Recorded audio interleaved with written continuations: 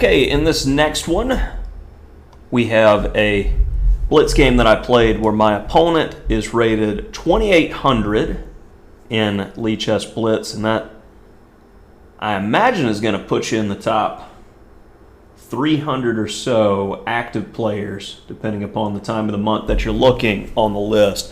So my opponent definitely is not a slouch when it comes to playing blitz, and he plays a bit of a rare sideline with b6 against the English. And this is not just a straightforward transposition into something black wants. I like to have a specialty system against this. So I go directly back into d4, and then notice the ideas very carefully here. After e6, black is looking to play bishop b4, as is seen in the Nimzo Indian, occasionally in the Queen's Indian, and especially in the Bogo Indian. So we take it away. None of that for you, sir. Then bishop b7. One of the keys of knight f6 and bishop b7 is to keep control over the e4 square. And d5.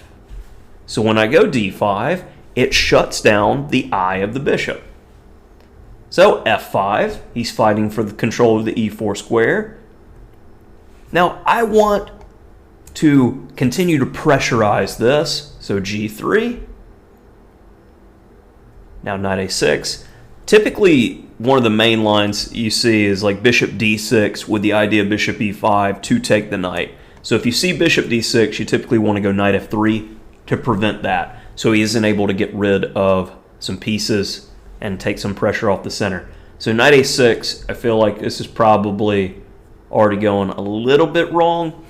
And it's interesting because I was just going with a systematic approach. I'd never studied in particular this knight a6 line when I was looking at it with the machine. Machine says this bishop f4 move is definitely worth looking into.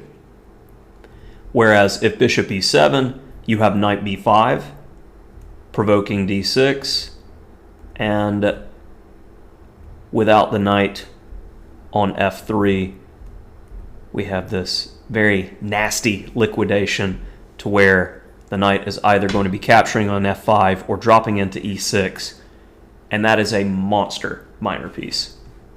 So definitely an improvement over what I did in the main game, but what I did was nothing to be ashamed of, well, as we'll see.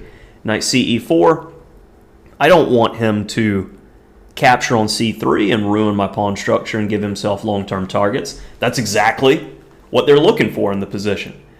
So, bishop d2. I'll provide you the bishop pair. And as a note, I definitely didn't want to capture on e4, as after f takes, my knight has to move to a square I would not want him to go to, and then the d pawn is quite weak. So bishop d2, takes. You go, well, isn't this free?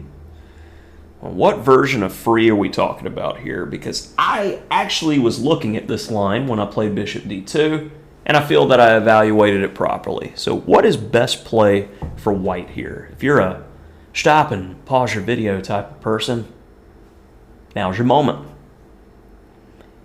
All right, well, we need to use this tension to our favor, so clip. Bishop g5. Would you like to take that? Because I'm going to take your bishop. He obliges. What's the best way to take? 3 options. Bishop takes, as it creates that battery hitting the rook on a8. And I also am hitting the f-pawn. The bishop anchors to the pawn, and vice versa. So I'm getting back my pawn with interest, and all I need to do is to castle to complete development. c6 is played where I clip. An interesting moment, as normally in these types of positions, especially if I'm playing against lower rated guys, I would just trade down and beat them with a slightly better ending. But in this case, white's position is far superior with the queens. So first, bishop h5. Would you like to play something that's going to mess up your position further? King d8. Good. This is what we wanted to see. And now I know you're eventually going to castle by hand. As we go ahead and see, my queen's going to be nice and lined up, and I've got the potential to attack in the long term here. So after castles, we're just going to bring the b back. Don't want to deal with a problem on the b pawn, so let's go ahead and do that.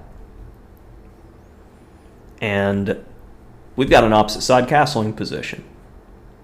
The typical theme in opposite side castling positions is to wreck the defending king's pawn structure. You don't really have the ability to do that to white with your g and h pawn position in this way. I mean, if you ever play h5, for instance, I'm just going to go h4, and what's happening? Me, on the other hand, straightforward play over here. He goes rook e5. Let's go ahead and get everybody into the attack. Queen a4. And now, with b5 being played, b7 is supercharged, as well as lifting a rook and looking at c8. So he plays rook takes e2, but then immediately calls it quits as he missed. The queen was also covering the square. So overall, game emphasizes some ideas more from my upcoming English course on how to deal with 1b6. I like specialty systems that bottleneck the opponent and that are good. They hold up to engine scrutiny.